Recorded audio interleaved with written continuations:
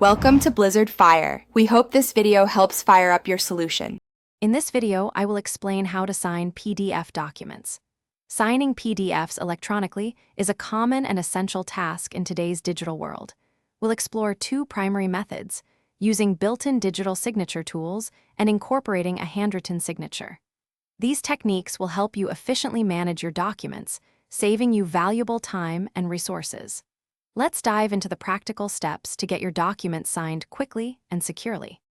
Many PDF viewers, such as Adobe Acrobat Reader, offer intuitive tools for adding digital signatures. First, open your PDF and look for a fill and sign option, often found in the toolbar or a dedicated menu. You can then choose to type your name, draw your signature using your mouse or trackpad, or even upload an image of your signature. This method is quick, convenient, and widely accepted for many official documents.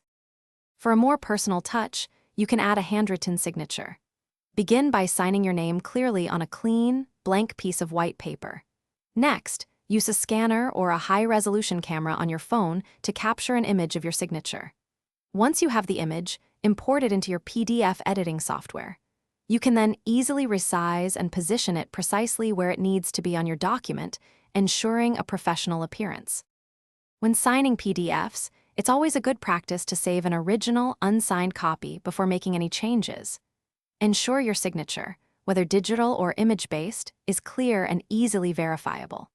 Electronic signatures offer significant advantages, including saving paper, reducing printing costs, and speeding up document workflows.